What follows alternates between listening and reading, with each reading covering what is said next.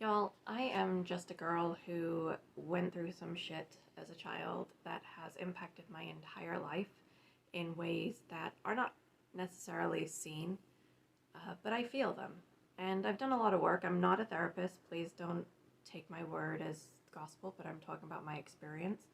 I've done a lot of work and a lot of healing, and I'm in a pretty darn good place in terms of who I am and how I can cope with things and how I haven't had some of the extremes that I've had in my past in terms of my emotions and the things I've suffered.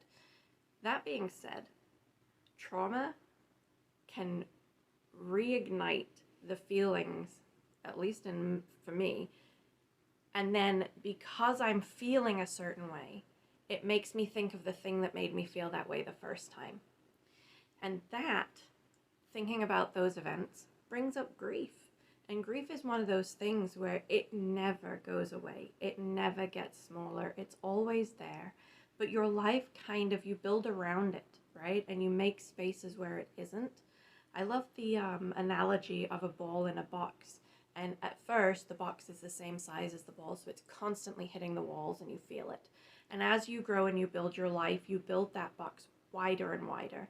So the grief doesn't hit the sides very often.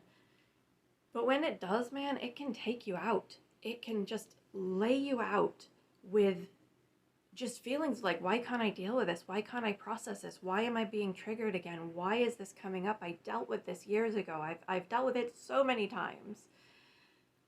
And then I look around and I see it affecting a lot of people. And I see a lot of people going through the same things.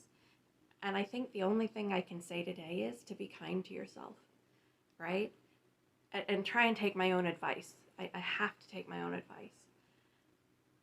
What is going on is insane. And we're just coming off of a shared trauma of the pandemic. And now we're going through this as well.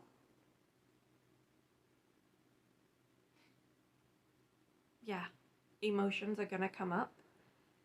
The good news is we feel them, we move through them, and then we come out the other side.